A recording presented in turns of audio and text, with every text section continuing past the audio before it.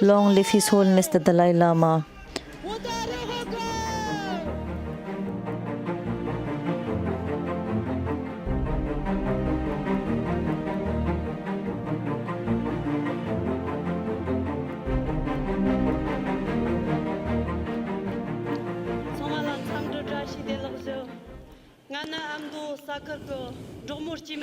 I'm an ordinary nomad woman from the Ngaba region of Tibet.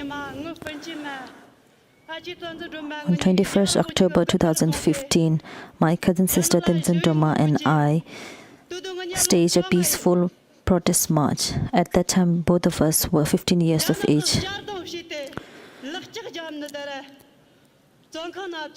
While holding large photos of His Holiness the Dalai Lama like this one, we called for His Holiness the Dalai Lama and His Eminence Kirti Rinpoche to be allowed to return to Tibet, praying for their long life and called for freedom in Tibet.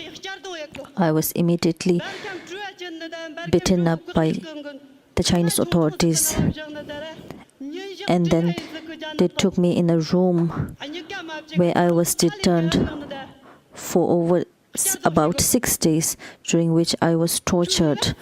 They subjected us to torture where they made us face heaters and turned the heaters at extremely high temperatures and then interrogated us. They asked which exiled organizations we were linked with. So in that small room, they tortured us, beat us for about 6 days and nights. So for 1 year and 1 month, me and my cousin sisters, we never saw each other. We were put in separate rooms and interrogated. Almost every week, they will come and tell us that His Holiness has done nothing for you. Look at your status right now. What does it help that His Holiness could not do anything right now or help you? You are separatists, causing trouble to the nation, betraying the nation, and it's of serious crime, they told me. So for more than a year and a month, me and my sister, we never saw each other. I was never allowed to talk to another prisoner. I was in solitary confinement, whereas the other Chinese prisoners, they could speak freely to one another. They were about 12 in the same cell. And then they would tell me, does it help now that you are holding His Holiness the Dalai Lama's picture? In the cold, freezing winter, we had very frail clothing that I really felt extremely cold. Like sometimes I couldn't feel my fingers because of the freezing cold. The food was never enough and it lacked nutrition and was extremely poor, despite the fact that I was made to work for hours and hours. I was taken to the Sichuan female prison for female prisoners, which is one of the biggest one in China, after I was sentenced.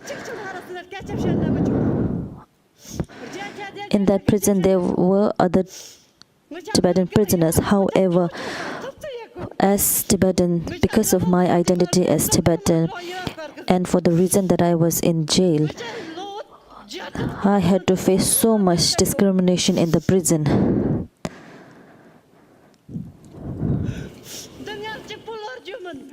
This is not just a story about me, but of thousands of Tibetans who have suffered and continue to suffer in jails of China under Chinese repressive policies. Even though I was released, it was just my body that was out of prison, but I was being restricted in every way possible, whether it was meeting my friends, going to a nearby place,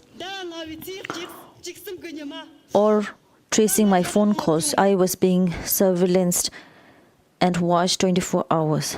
And that is why in 2023, I decided to leave my country.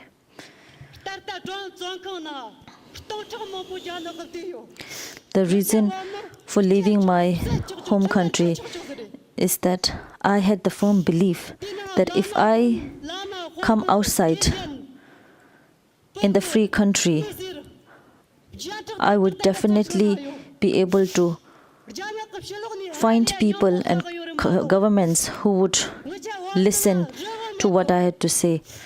That we had no freedom in Tibet. We have no freedom of religion, of language. Freedom for Tibet is what I believe in and I call for. And that is why I come into exile.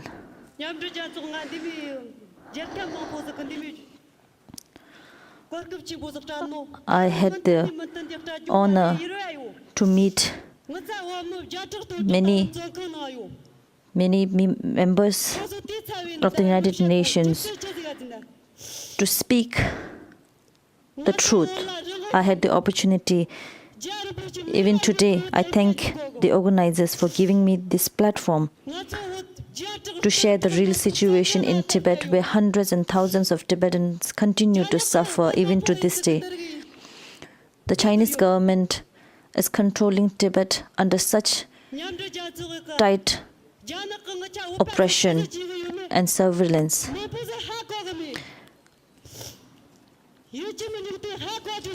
So it is extremely important that we really see the real situation, the extremely dire situation that Tibetans are in Tibet.